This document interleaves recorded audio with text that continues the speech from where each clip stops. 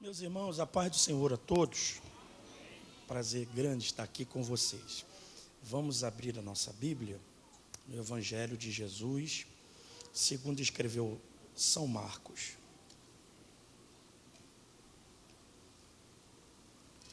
Capítulo de número 10, versículo 17, ao verso de número 22. Marcos 10, 17, até o verso 22. Depois nós vamos parafrasear com dois textos que estão inseridos no Evangelho segundo escreveu João. Capítulo 13.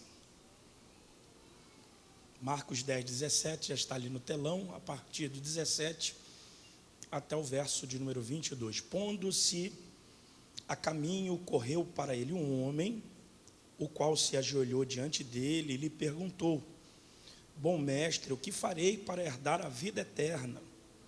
E Jesus lhe disse: Por que me chamas bom? Não há bom senão um, que é Deus. Tu sabes os mandamentos: não adulterarás, não matarás, não furtarás, não dirás falsos testemunhos, não defraudarás alguém, honra teu pai e tua mãe. Ele, porém, respondendo, lhe disse: Mestre, guardei desde a minha mocidade. Jesus, olhando para ele, o amou e lhe disse: Falta-te uma coisa, vai, vende tudo quanto tens, dá aos pobres, e terás um tesouro no céu. E vem e segue-me. Mas ele, contrariado com essa palavra, retirou-se triste, porque possuía muitas propriedades. Vamos continuar, por favor, nesse mesmo texto, e no verso de número 27. Jesus, porém, olhando para eles, disse: Para os homens é impossível, mas para Deus não. Porque para Deus todas as coisas são possíveis. Pedro começou a dizer-lhe: Eis que nós deixamos tudo e te seguimos. Jesus respondendo disse: Na verdade vos digo que não há quem tenha deixado casa, ou irmãos, ou irmãs, ou pai, ou mãe, ou mulher, ou filhos, ou campos, por amor de mim e do Evangelho, que não receba 100 vezes tanto já neste tempo, em casas, irmãos, irmãs, mães, filhos, campos, com perseguições, e no século futuro a vida eterna. 13 de João 33. Nós estamos fazendo essa leitura que eu vou ser bem objetivo. Filhinhos, ainda por um pouco estou convosco. Vós me buscareis, e como tinha dito aos judeus, para onde eu vou, não podereis ir. Não podereis vós ir. E eu vos digo também agora: um novo mandamento vos dou, que ameis uns aos outros, como eu vos amei. E também vós uns aos outros vos ameis. E nisto, toda a igreja, o verso 35. 1, 2, 3. E nisto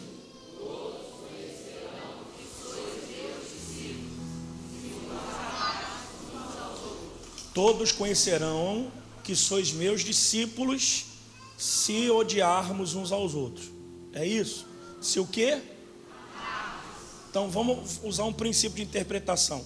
Como é que eu e você somos conhecidos como discípulos de Jesus? Responde aqui no texto. Se.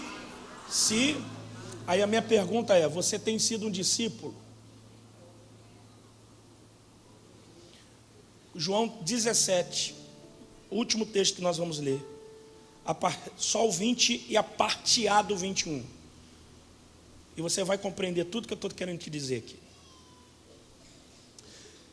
João 17 é a oração sacerdotal. Jesus está intercedendo pelos seus discípulos e também por nós como igreja. Amém? Eu não rogo somente por estes. Quem são estes? Os apóstolos, os discípulos, os que estavam com ele.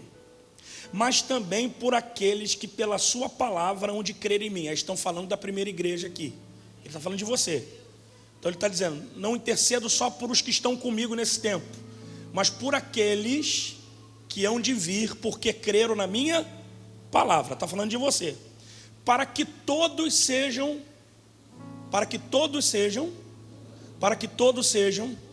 toma seu assento, por favor. Provavelmente, como eu já estou em casa, não vou nem agradecer o pastor Fábio, estou brincando.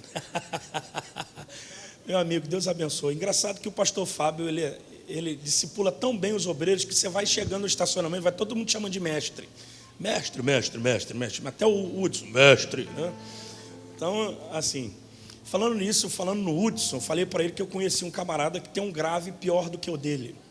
E esse cara mandou um abraço para você, é o Júnior, do Quarteto Gileade. Todos eles mandaram abraço, pastor Fábio, tá bom? Deus abençoe. Gente, eu gostaria nessa noite de pedir a sua atenção, e provavelmente eu serei mais teológico hoje do que com um ambiente profético, e tomara que venha o rema mesmo dentro do assunto que eu quero tratar com vocês, porque foi um assunto que eu fui confrontado em uma manhã de domingo. Na verdade, eu fui escalado, selecionado como um dos pastores para poder pregar para pastores. E nessa reunião de pastores, o assunto que estava em voga naquela oportunidade, isso tem 1 mês e meio, não mais do que isso, era acerca do amar a Deus. É lógico que isso me deu um leque gigantesco para falar na Bíblia acerca do amor. Só que eu me peguei sendo redundante nessas questões do amor, porque a gente não precisa ser muito profundo na Bíblia para a gente compreender acerca do amor de Deus por nós. Todos os dias que nós nos reunimos na casa do Senhor, Deus usa ou uma canção, ou uma palavra, uma prédica, ou um texto, ou um versículo, ou alguém provavelmente sentou do seu lado, para dizer acerca desse amor, que é incomensurável. O amor de Deus, ele não tem largura, profundidade e altura. O amor é extremamente constrangedor. E esse amor de Deus é refletido na entrega. Ele amou de tal maneira que deu seu Filho unigênito para nos substituir.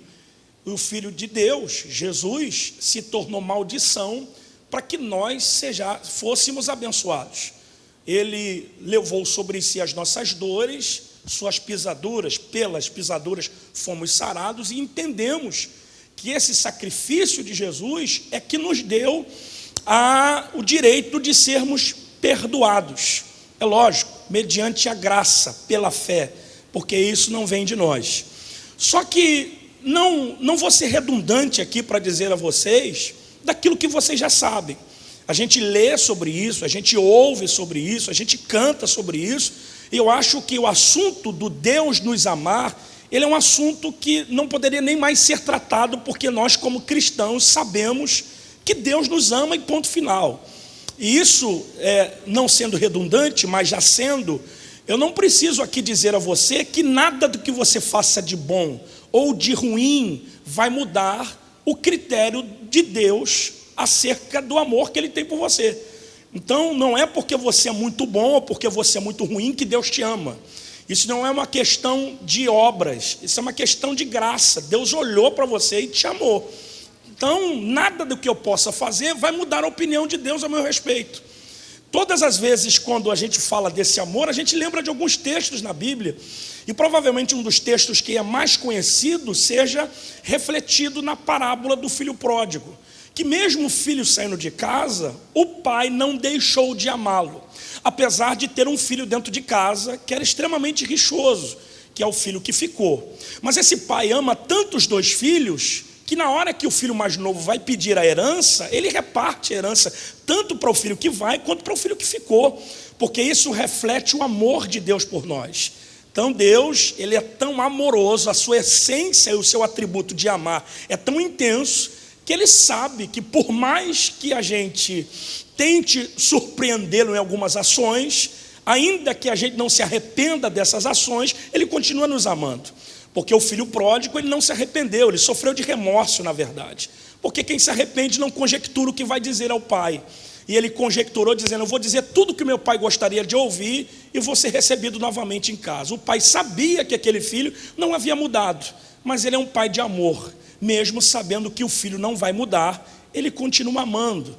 Porque é simples, coisas de família se resolvem dentro de casa. É melhor o filho dentro de casa sendo tratado pelo pai do que ele na rua sendo tratado pela vida. Então, dentro desse conceito, nós lemos aqui dois textos. Três textos. Esses três textos que nós lemos não tem nada a ver daquilo que Deus é para você. Não tem nada a ver daquilo que Deus sente por você. Esses três textos são condizentes por aquilo que nós precisamos sentir por Deus. Qual foi o confronto que eu recebi naquela manhã de domingo? O confronto foi: um pastor me levou até o altar, ele me deu um abraço e sem o microfone ele disse para mim: pede ao Espírito Santo para nos batizar com amor. Nós precisamos de um batismo com amor. Gente, eu não consegui pegar no microfone, porque na verdade eu estava preparado para dar giraia, espectroman, dizendo: Deus te ama, o amor dele, recebe. Mas calma aí, o Espírito Santo veio no meu coração e me perguntou: cara, tu me ama de verdade? A minha pergunta para essa igreja extremamente madura é: você ama Deus de verdade? Você tem certeza que você ama Deus ou você só precisa dele?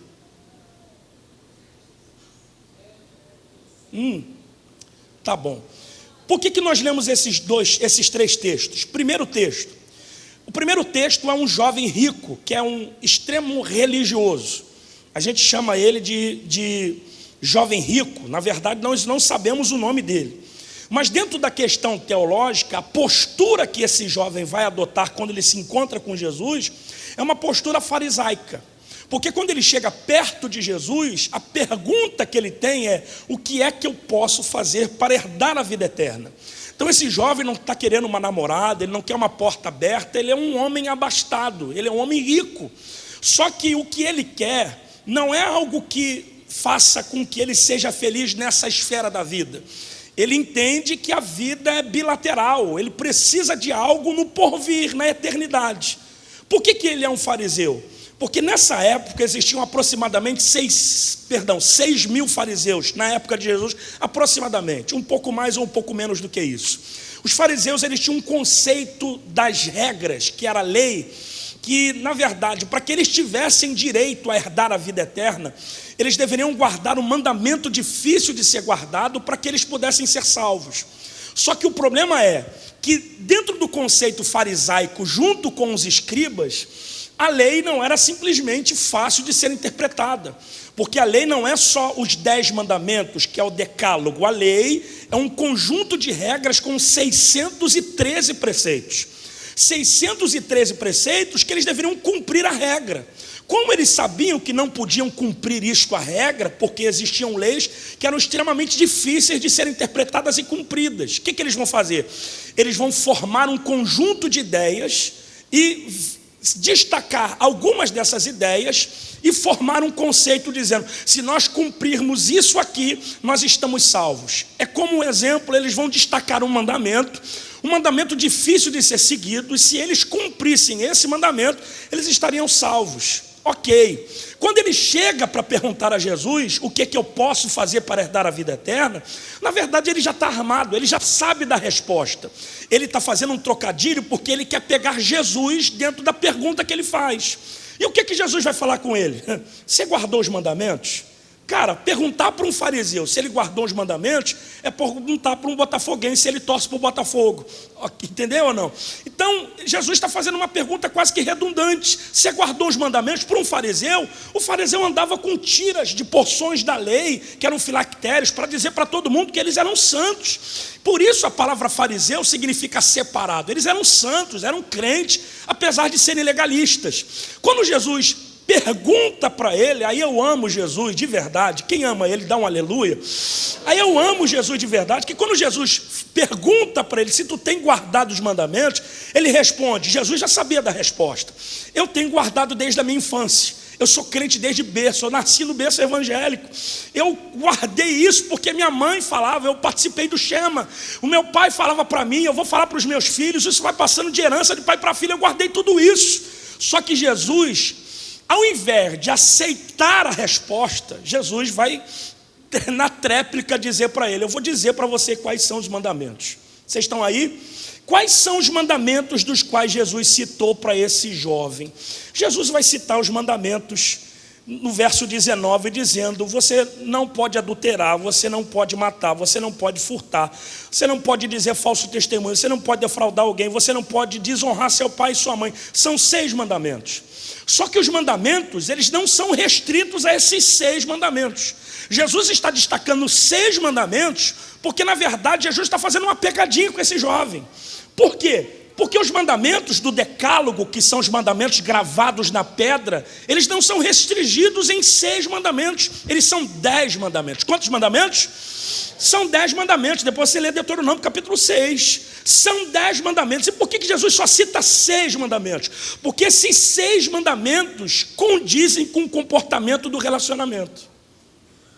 3 primeiros mandamentos você cumpre em relação a Deus. Um mandamento, que é o sábado, que é o dia do repouso, você cumpre em relação a você, é o seu bem-estar. Mas esses 6 mandamentos não é em direção a Deus e nem a você, é ao próximo. Qual é a resposta de Jesus? Você quer dar a vida eterna? Guarda os mandamentos de relacionamento. Eu guardei isso desde a minha infância. É mesmo? É. Então vamos fazer o seguinte: cumpre. Como é que eu vou cumprir? Pega a tua herança, vende, dá aos pobres e me segue. Porque guardar é uma coisa, cumprir é outra. Desculpa se isso vai te pegar de surpresa, mas eu quero que pegue. O que Jesus está dizendo aqui? Ele está citando as questões da lei para dizer, na época em que a graça seria inaugurada, que Deus considera muito mais quando você faz por alguém do que quando você faz por Ele. Deus não precisa do teu sorriso. Deus não precisa do seu abraço. Deus não precisa da tua visita. Deus não precisa do teu dinheiro. Quem precisa é o teu próximo. Aí a loucura é: como é que eu digo que amo a Deus? Tiago vai dizer isso, e odeio ao meu próximo. Aí Tiago vai dizer: se você diz que ama a Deus, odeia o seu próximo, o amor do Pai não está em você. Aí a minha pergunta para essa igreja saudável é: você ama a Deus? Pastor, por quê? Pega essa frase: porque é impossível nós amarmos a Deus e não servirmos pessoas. Porque amar é servir. Não é, irmão, você precisa de mim. Não, irmão, eis-me aqui. Vocês não estão aqui não. Ok. Quando nós lemos o texto de 13 de João, Jesus está fazendo uma conotação dizendo: tá bom, se vocês tiverem compreensão acerca do que é amor de verdade, eu vou dizer para vocês o que é amar de verdade. Ele vai pegar e vai dizer: eu vou vos dar um outro mandamento, porque na verdade Jesus não anulou a lei, ele cumpriu. E no cumprimento da lei, ele tornou a lei prática, porque a lei não era maldição, a lei era aio. A lei era parâmetro, a lei não é maldição. Vocês estão aí, gente? A lei era um parâmetro para que eles pudessem servir a Deus. Então Jesus cumpriu a lei e vai mastigar a lei e vai dar para eles assim: agora vou dar a vocês um novo mandamento. Eu não anulei aquele, eu estou te dando um novo. Amarás o Senhor teu Deus sobre todas as coisas, com toda a tua força, com toda a tua alma, com todo o teu entendimento, com todo o teu coração, e ao teu próximo como a ti mesmo. Vocês estão aí, gente? Vocês estão aí, gente? Então a resposta que Deus quer de nós, às vezes, não é só fazermos um sacrifício em detrimento da nossa vida, é a gente atender a urgência de quem sentou do lado da gente. E a gente fica tão fragilizado quando a gente vai em algumas igrejas que os irmãos não são simpáticos, que a gente sai e entra, as pessoas parecem que não estão nem aí para a gente, porque na verdade o amor se esfriou em muitos lugares. Mas aqui na primeira igreja tem alguém que ama a Deus? Vocês estão vivos? Vocês estão vivos? E o reconhecimento do discipulado não é quando o fogo cai, porque fogo cair é talento, é dom. E eu amo o fogo de Deus. Não é quando você profetiza, porque profecia é uma ferramenta, e ferramenta Deus dá para quem quer trabalhar. Agora, quem é reconhecido como discípulo é quem ama, porque o mundo espera da igreja aquilo que eles não encontram lá fora. Lá fora é vingança, lá fora é suicídio, lá fora é ódio, lá fora é divórcio, lá fora é assassinato. Mas aqui na igreja é amor, é perdão, é comunhão, é unidade. Alguém está vivo aqui para ouvir isso? É isso que a gente precisa entender. Vocês estão aí, né? Por isso que em João 17, ele ativa o sentido do amor em relacionamento. Porque a carta aos Hebreus diz que nós devemos, já falei isso aqui, seguir a paz com todos. Não é com alguns, é a santificação. Então a paz, que é relacionamento, vem antes da santidade. Porque ser santo não é estar blindado em uma redoma de vidro. Ser santo é você botar o pé na lama e a sua roupa não se sujar. Dá glória a Deus aí, gente. Dá glória a Deus, porque agora eu piso na lama, resgato quem está lá, e a minha roupa não me suja, porque o sangue me impermeabilizou. O sangue de Jesus é a proteção de impermeabilidade contra o pecado. É por isso que tentaram pegar Jesus na lei, por não poder tocar num leproso, por não poder tocar num morto, e lá vai Jesus fazer tudo aquilo que era o contrário. Ele toca no leproso, porque a lepra do leproso não pega em Jesus, mas e a santidade cura a lepra.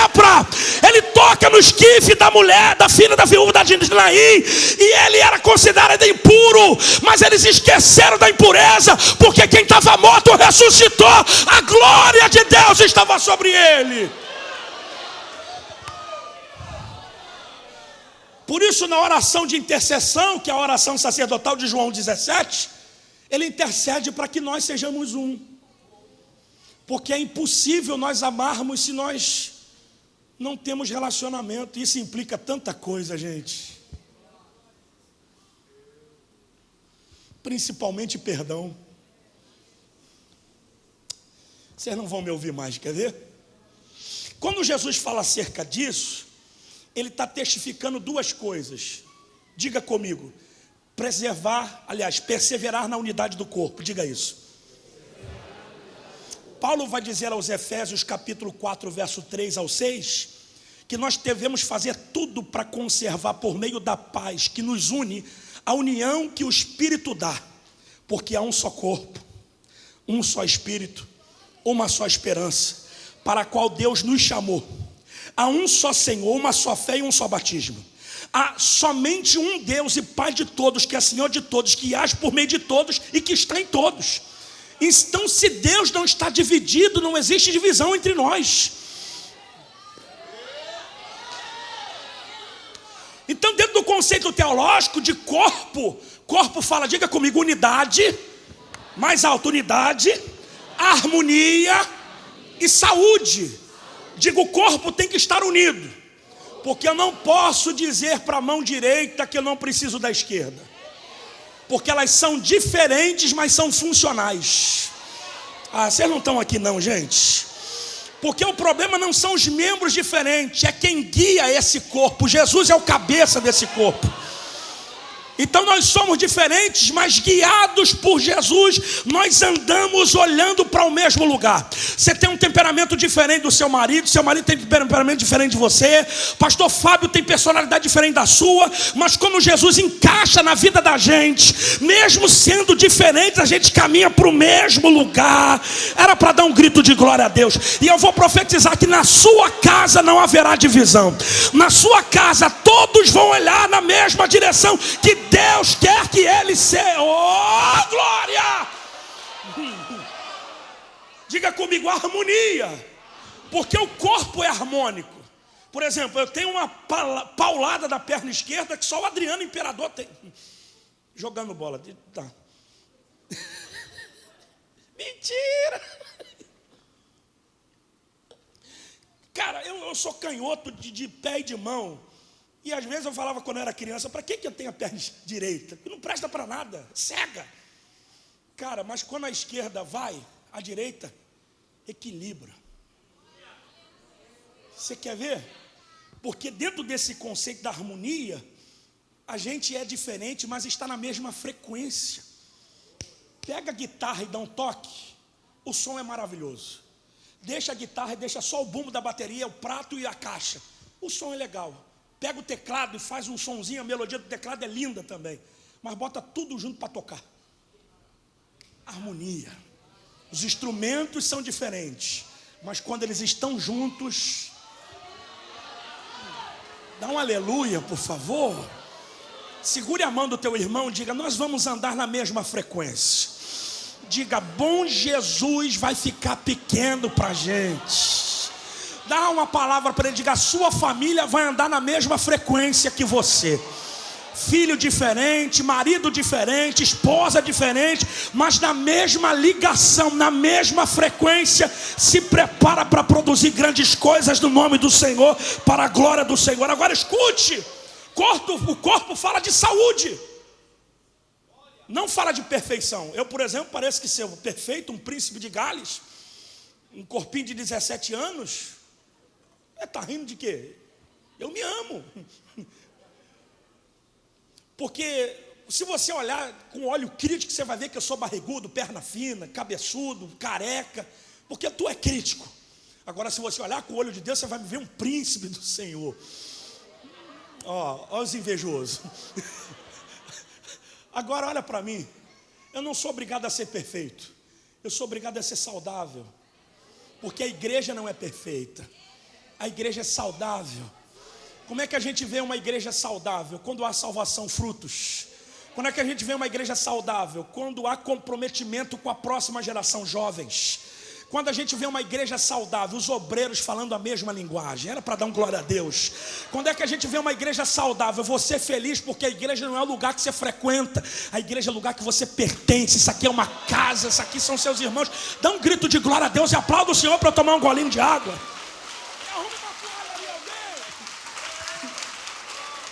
Segunda coisa, olha para o teu irmão e diga assim: você é obrigado a cultivar o amor fraternal.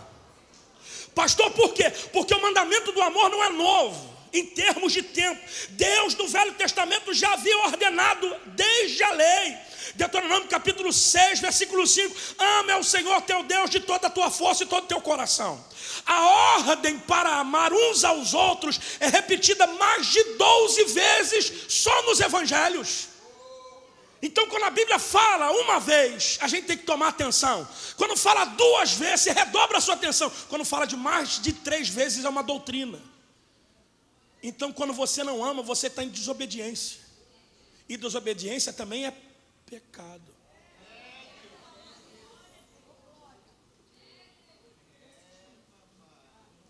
Deixa ele vir só. Ele não sabe quem eu era lá no mundo. Está brincando comigo que eu sou crente. Se fosse há 10 anos atrás. Era peixeira para tudo quanto é lado. Ela dava tira de sal. Você tem certeza que você está com saudade da sua velha criatura? E você está usando isso para ameaçar quem você deveria amar? Dá um ui, pelo amor de Deus, pelo menos, para dizer que você está vivo. Pastor, mas isso aqui não é culto de doutrina. Não é culto de doutrina, é batismo de amor. Pastor, mas aguenta aí, por que você está dizendo isso?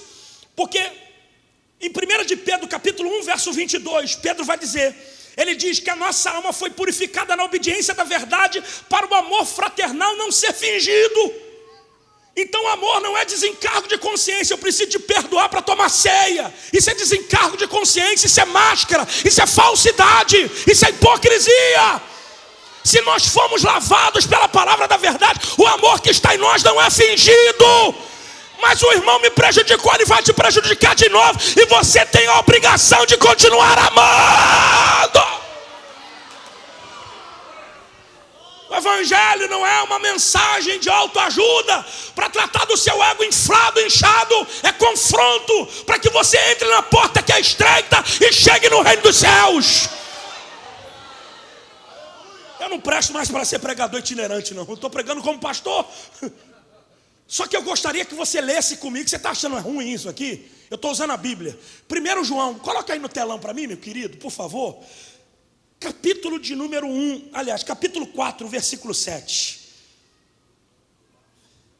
1 João 4, 7. Por favor. Aleluia. Não sou eu que estou falando não, vai conversar com quem fez a Bíblia. Vamos lá.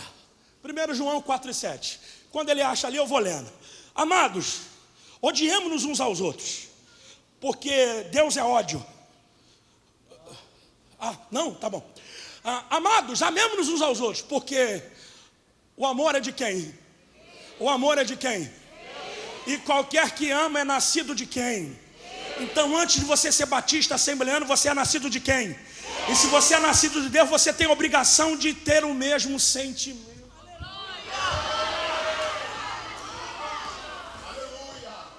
Eu não estou falando da lei, não. Vamos lá, continua aí. 8. Aquele que... Vai lá, 8. Aquele que... O quê? Então tu não conhece a Deus porque tu está 7 anos na sala de teologia. Você conhece a Deus quando você passa a praticar aquilo que você lê. Porque Deus é o quê? Deus é o quê? Então se você lê, se você estuda e não pratica, vamos lá, você não conhece a Deus de verdade. Verso 9, nisto se manifestou o amor de Deus para conosco, que Deus enviou o seu Filho unigênito ao mundo para que por ele vivamos. E nisto está o amor de Deus, se manifestou, agora está, não em que nós tenhamos amado a Deus, mas que Ele nos amou e nos enviou o seu Filho para a propiciação dos nossos pecados. Sabe o que Ele está dizendo aqui? Não é que você se esforçou para amar a Deus, Ele te amou mais do que você se amou, por isso Ele se entregou por você. Era para dar glória a Deus. Então teu marido é rebelde, teu filho é rebelde, a sua casa inteira é rebelde. Deus não precisa que eles respondam o amor dele. O amor de Deus vai salvar a tua casa, vai salvar a tua família, vai salvar os teus parentes. Vamos lá. Amados, se Deus assim nos amou, devemos nós odiar uns aos outros. Tá. Vamos lá. Continua no 12. Vamos lá. No 12. Ninguém jamais viu a Deus. Isso aqui é uma paulada para a gente. Se nós amamos uns aos outros,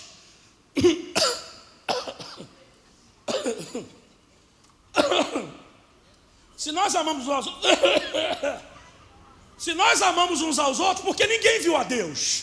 Mas quando tem alguém se amando, a gente entende que se o amor procede de Deus, Deus está nisso.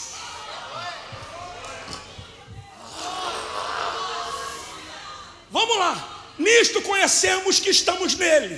E ele está onde? Ele está onde? Pois quem nos deu o seu Espírito? E vimos e testificamos de que o Pai enviou o seu Filho para Salvador do mundo. Agora começa a paulada. Qualquer que confessar que Jesus é Filho de Deus, Deus está nele e ele em Deus. Olha a palavra. E nós conhecemos e cremos no amor de Deus, que Deus nos tem. Deus é amor, e quem está em amor está em Deus, e Deus também nele. Continua a palavra. E nisto é perfeito o amor para conosco, para que no dia do juízo tenhamos confiança, porque qual ele é, somos nós também neste mundo. Vai começar de novo a palavra. No amor não há temor, antes perfeito amor lança fora o temor, lança fora o medo, porque o temor tem consigo a pena, e o que teme não é perfeito em amor. Sabe o que é amor, pastor Fábio? Fique aqui de pé. Vou te falar, amor é independente daquilo que você é, daquilo que você tem. Sabe o que é amor? Fica de pé aqui, meu pastor, por favor. Vou usar um exemplo. O amor, ele é munido da fé. Fique aqui, fique aqui. Você sabe o que é amor? Olha para mim, pastor Fábio, fica aqui, fica de frente aqui para o pastor. Cobre aí, sargento, isso. Cobre aí, tenente, isso, cobre. Agora, sentido. Sabe o que é amor? Amor é confiar. Você confia em Deus? Quem confia em Deus aqui? Você confia em Deus? Beleza, você confia em Deus, se ama a Deus, se joga.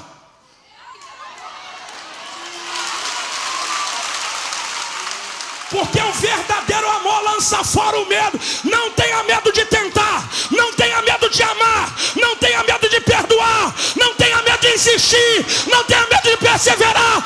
Existe um Deus que te ama e Ele vai preservar a sua vida.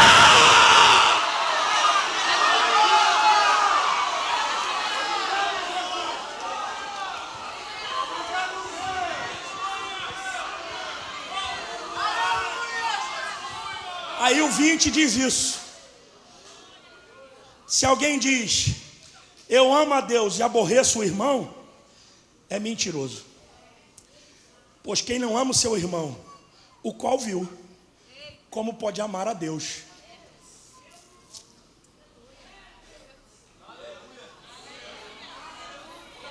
Perfeito, né? Dá pra gente falar aquilo que a gente jogava no videogame, Fatality. Acabou. Só que a gente continua. Porque perguntaram para Jesus quem é o meu próximo e quem eu devo amar. Porque, na verdade, os fariseus amavam quem correspondia. Ah, não, é porque eu amo os que me amam. É isso mesmo? Ok. Quando perguntaram para Jesus quem é o meu próximo e a quem eu devo amar, Jesus contou uma parábola, eu amo isso. Qual é a parábola que ele conta? Bom samaritano. Primeira coisa, nenhum samaritano para o judeu é bom. E Jesus está colocando numa só parábola um sacerdote, um levita, um homem caído e um samaritano. Sabe quem é o herói da história? Não é o judeu sacerdote, não é o judeu levita, mas é o pecador samaritano. Porque quando Jesus contou a parábola do bom samaritano, que resgatou o homem caído, que colocou no cavalo, levou para a hospedaria, tratou das feridas, Jesus está colocando o samaritano como protagonista para responder a pergunta de quem eu devo amar. Porque na verdade a pessoa que você tem que mais amar é a pessoa que você mais odeia.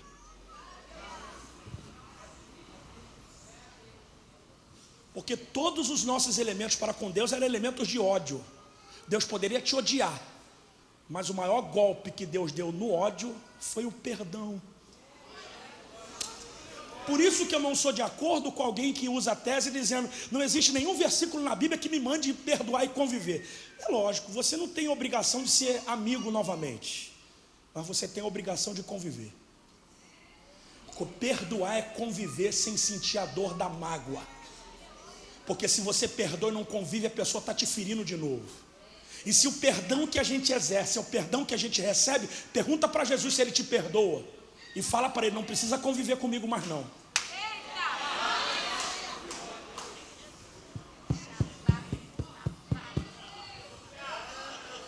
Pergunta seu irmão, você ama Deus?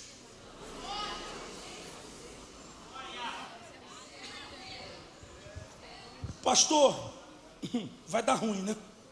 Gálatas 5:6, o apóstolo Paulo vai dizer, pois quando estamos unidos com Cristo, diga, não há diferença entre nós. Por que eu amo? Porque aqui não tem rico nem pobre, aqui não tem empresário e nem empregado doméstico, aqui todos nós em Cristo. O que importa é a fé que atua por meio de amor. Porque Paulo, quando vai dizer a carta aos Coríntios, aliás, o apóstolo não, perdão, desculpa, ratifica. O escritor aos Hebreus, no capítulo 13, verso 1, quando ele fala das questões de amor, ele diz que permanece a fé, a esperança e o amor. Quem é o maior? Aí ele diz no verso 1, continuemos a amar uns aos outros, como irmãos em Cristo. Então eu preciso amar, para que o amor de Deus esteja comigo. Só que a loucura é essa, eu começo a encerrar agora. Por que às vezes nós temos dificuldade de amar a Deus em relação ao próximo? Por falta de maturidade. Repete comigo esse beabá. A minha boca está para o meu corpo, como o meu ouvido está para a minha alma. Pegou? É uma verdade ou não é? Se o teu organismo está funcionando mal, Albert, barrigudo, é porque você está comendo mal. Então, se a tua alma não funciona bem, é porque você está ouvindo. Só 2 pessoas ou falaram isso, porque as outras ficaram meio constrangidas, ou não tem maturidade para falar. Porque todo imaturo sempre vai achar que está sendo maltratado.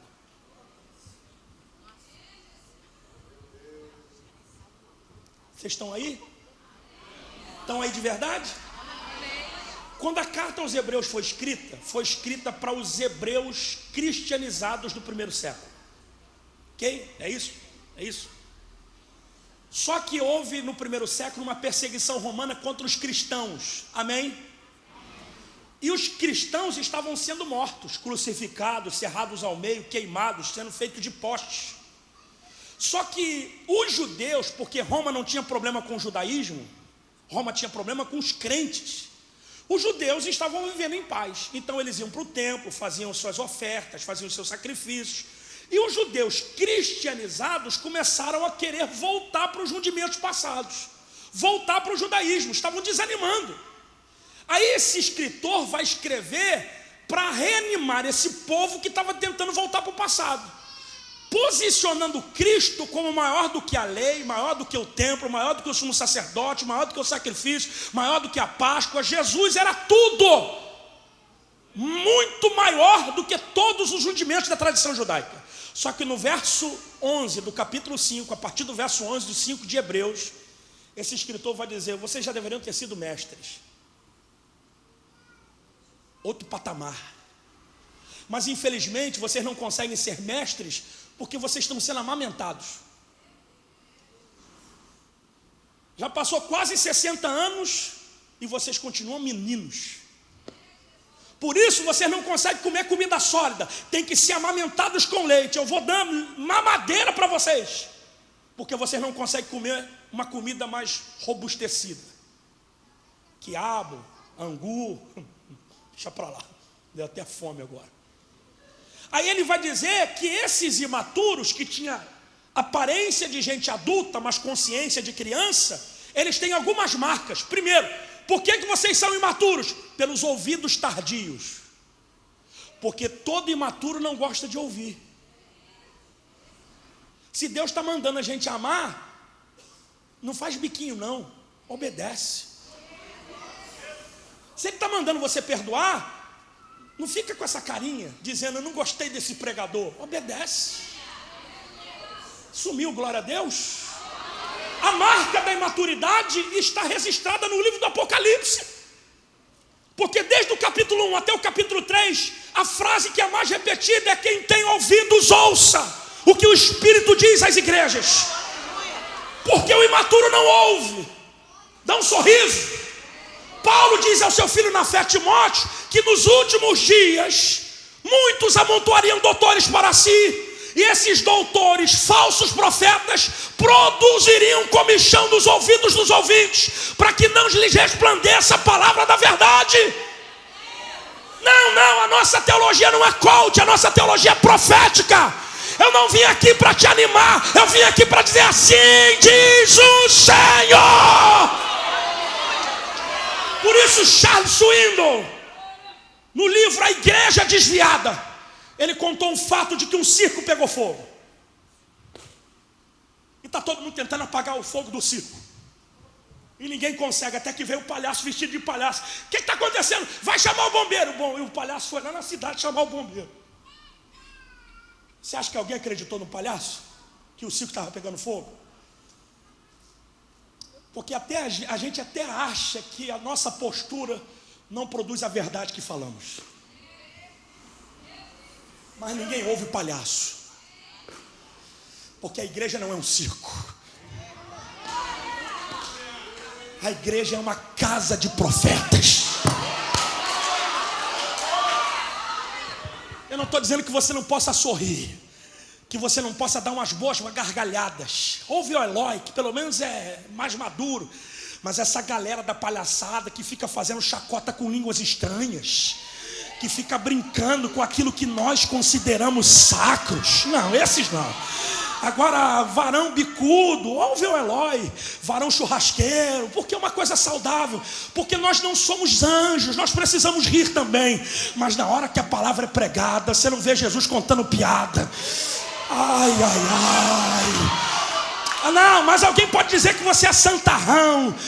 Ué, você é o quê? Você é profano? Porque quem está em Cristo também é santo. Então se alguém quer te considerar santarrão, é porque eles estão vendo diferença em você. Não, vamos fazer um barulho aqui para o diabo ficar com raiva de você. Dá um grito de glória a Deus para entender que nós estamos numa casa de profetas. O que isso pode produzir na gente? A falta do amor. Vocês estão preparados para ouvir? Eu vou orar agora.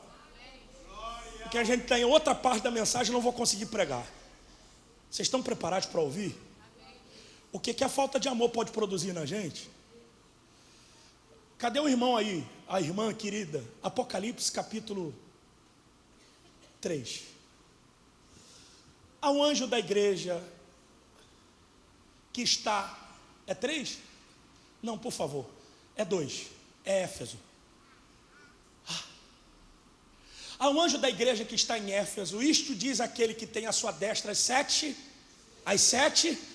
diga, as 7 estrelas, são os 7 pastores, diga, os 7 líderes, que anda no meio dos 7 castiçais, diga, os 7 castiçais, são as 7 igrejas. Então calma aí, rapidinho, vamos fazer um adendo aqui. Se ele anda nos 7 castiçais, não existe uma igreja que ele não esteja. Ele está na igreja de Filadélfia, mas na de Laodiceia também. Porque para umas ele entra para trazer consolo, para outras ele entra para trazer juízo.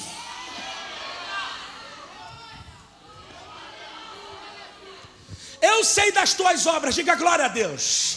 Bate na mão do teu irmão, diga: Deus conhece o teu esforço, Deus conhece as tuas lágrimas, Deus conhece o teu sacrifício. Segura a mão dele e diga aí: o teu trabalho, a tua paciência, que não pode sofrer os maus.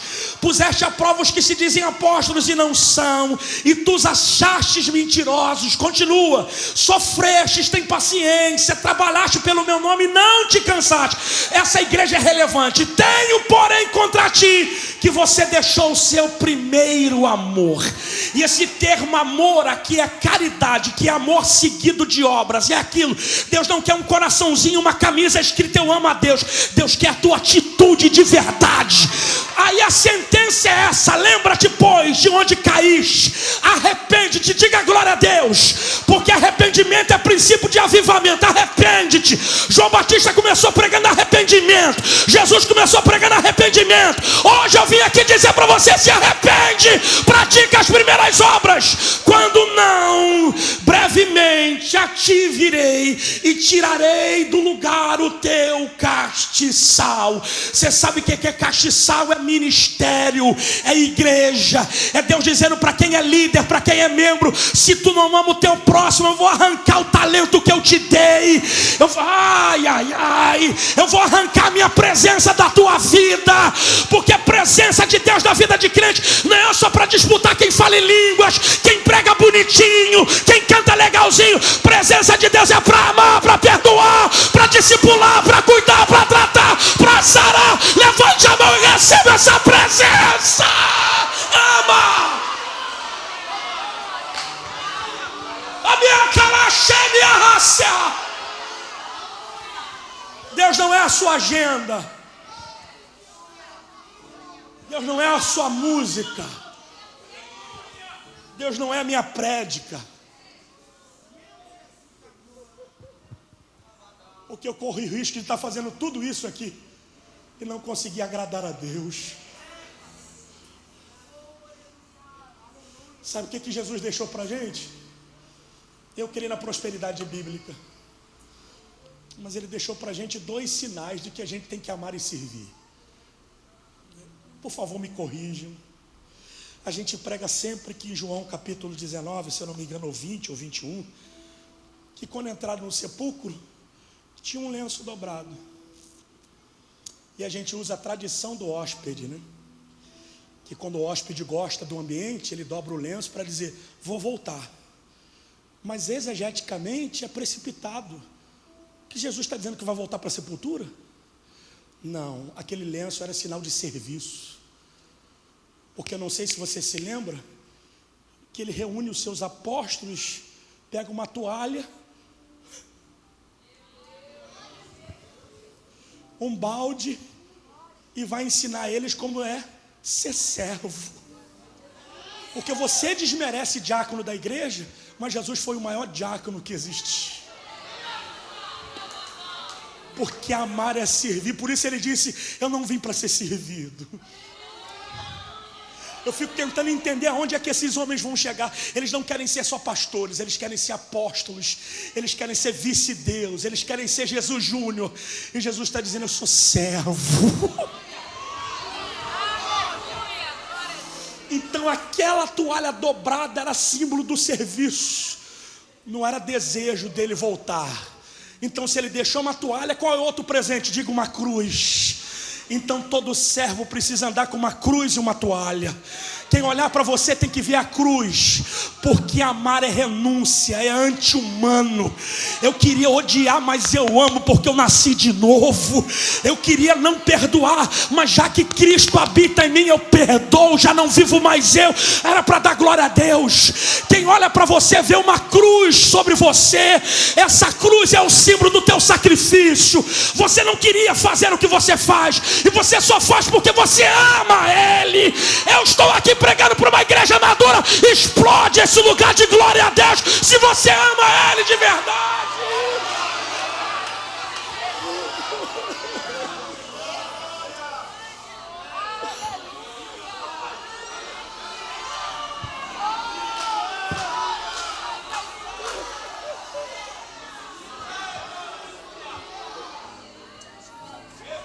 A mensagem que mais custou a minha vida pregar, e a mensagem que eu nunca mais prego, foi quando Deus pediu um sinal de Abraão que amava ele. Porque Deus nunca precisou de Isaac, Deus precisava informar para Abraão quem ele amava mais. Por isso Deus pediu de volta o que entregou para ele. Não é porque Deus precisava de um menino sacrificado no altar, é porque Deus precisava provar para Abraão quem é que ele amava mais. Eu vou te dar uma frase aqui, eu vou orar por você. Quando Deus não te alcança através de uma mensagem, Ele vai te alcançar através de uma experiência.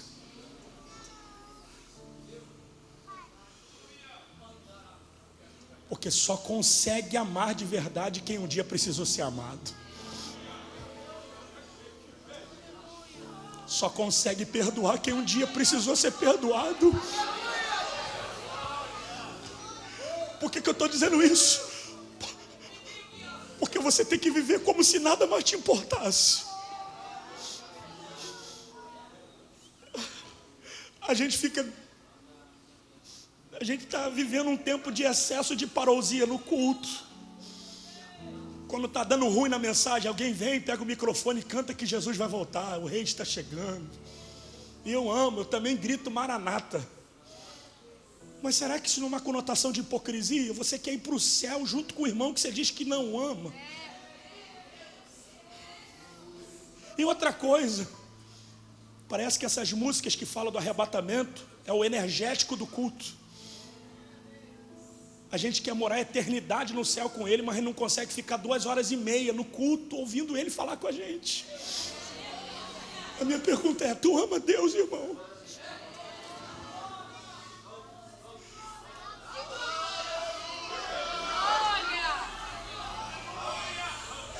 Porque se tu ama a Deus, tu não vai trair a tua esposa, cara. Se tu ama a Deus, tu não vai responder teu pai. Se tu ama a Deus, tu não vai mentir, tu não vai falar mal dos outros, cara. Porque isso é muito mais a respeito de Deus e você, do que a respeito de você e o teu próximo. Quem ama, respeita. Ai, que Jesus nos deu um batismo, mas Ele veio aqui hoje. Eu vou dizer novamente, Ele veio aqui hoje. A nossa oração aqui não é dizer Deus me dá, é dizer Deus me faz ser aquilo que o Senhor sonhou para mim.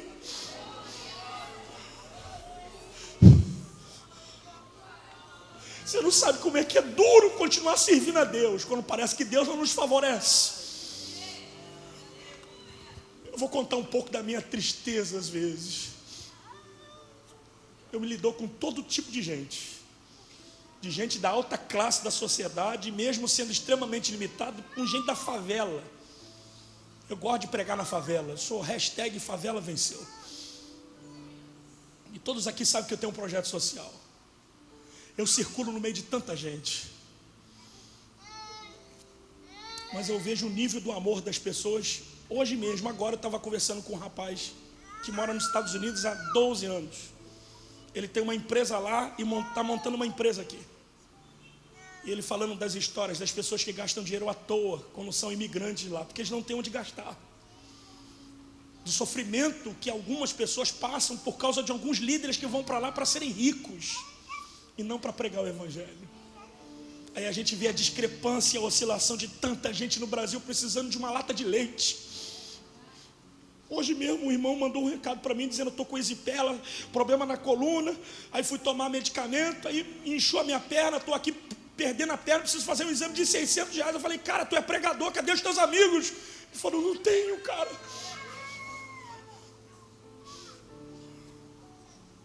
Se ama Deus. Eu não vou dizer para você que eu sou melhor do que você, mas de 6 anos para cá eu vivo a minha vida como se ela não importasse mais. Eu já contei isso aqui. A minha casa eu doei para o projeto, o terreno que eu tinha comprado eu doei para o projeto. Pastor Fábio é a contabilidade da nossa igreja, ele fica maluco com as coisas. Eu não conheço nada de contabilidade, eu sei muito menos de pregar.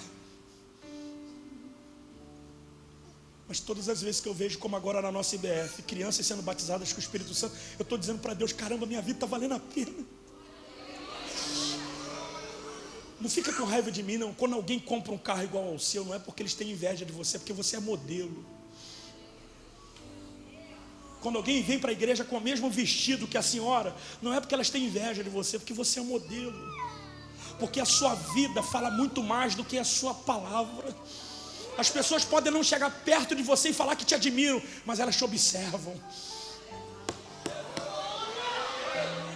Bota a mão no seu coração e diga: Jesus, me batiza com amor.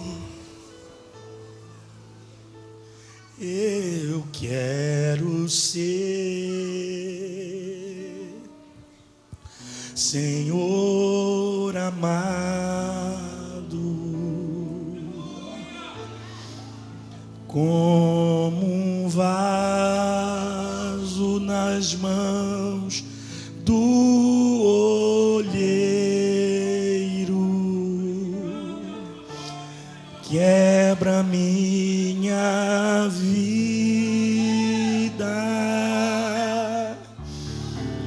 e faça de novo. Eu quero ser, eu quero ser.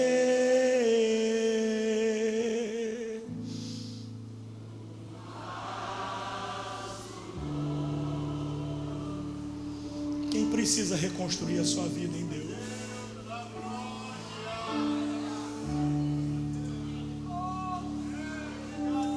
Quem precisa de Deus mais do que da sua própria vida? Quem precisa de verdade voltar a amar a Deus na intensidade que você amava Ele antes? Nós vamos orar aqui, nós vamos orar juntos. Eu não vou orar por você, eu vou orar com você.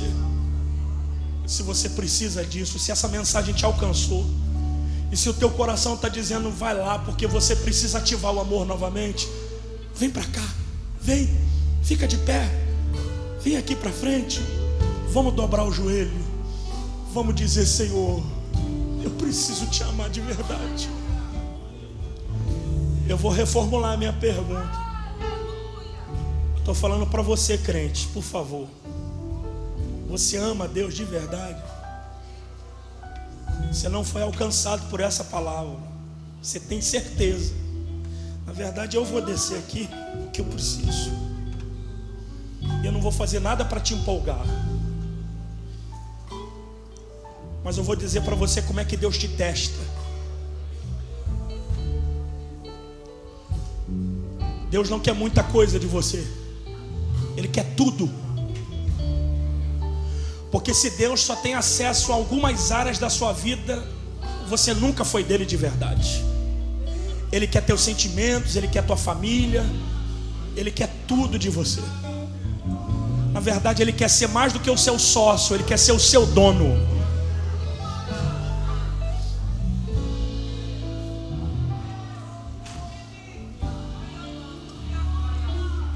Você tem certeza que Deus tem acesso à sua vida toda e que Deus te julgue agora. E eu não tenho nada a ver com a sua vida, mas você tem certeza que você vai sair por essas escadas dizendo que você é aquilo tudo que Deus esperava que você fosse? Ou você precisa vir aqui na frente e falar: Senhor, me ajuda, me ajuda, me ajuda. Essa mensagem, você não vai tirar foto comigo, você não vai querer me abraçar. Essa mensagem fala mais a respeito de você do que de Deus. Quem sabe Deus não está esperando você vir aqui na frente para dizer: Senhor, eu te amo e estou disposto a tudo. E Deus não cuidar de você para depois cuidar da tua família. Porque na verdade, se Deus não alcançou você direito, como é que através de você Ele vai fazer uma grande obra? Vem aqui na frente, eu estou te esperando. Traga a sua esposa, traga o seu marido. Vamos lá, filha, vamos lá. Vamos pedir a Deus perdão. Perdão dos nossos erros, perdão dos nossos sentimentos, daquilo que a gente pensou, daquilo que a gente fez. Porque se a lei dizia: quem mata morre, Jesus disse: se você pensar, tu já está pecando. A lei dizia: você não pode cobiçar a mulher do seu próximo. Jesus disse: se você pensar.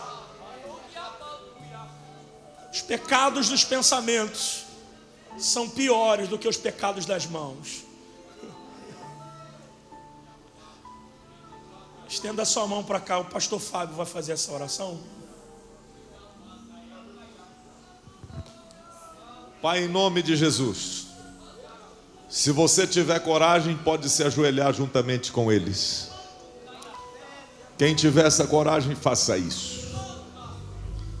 Batiza-nos, batiza-nos, batiza-nos com um batismo de amor, conforme a sua palavra disse, Senhor. Deus, nós nos colocamos de joelhos diante do altar do Senhor, juntamente com o teu povo, e a gente pede, Senhor, molda a nossa vida, e a gente pede, Senhor, faça de novo. Deus, dê uma nova forma ao nosso viver e nos ajude. Começa em mim, começa em nós, começa no altar da igreja. Ó Deus, vá até os bancos, até a porta, até as escadas, ao estacionamento. Senhor, esta palavra nos confronta e nós agora nos dobramos diante do Senhor. Aleluia! E declaramos que nós precisamos que as tuas mãos, as tuas mãos, as tuas mãos poderosas, ó Deus, moldem a nossa vida. Começa a trabalhar, ó Deus, na nossa mente, no nosso coração, ó Senhor, e que isso reflita em atitudes de nossa parte em relação ao nosso próximo. Deus, o teu servo pregou esta palavra, ó Deus, e enquanto ele pregava, o Senhor também está cuidando dele. Toma a vida do pastor Albert, ó Deus, toma a nossa vida.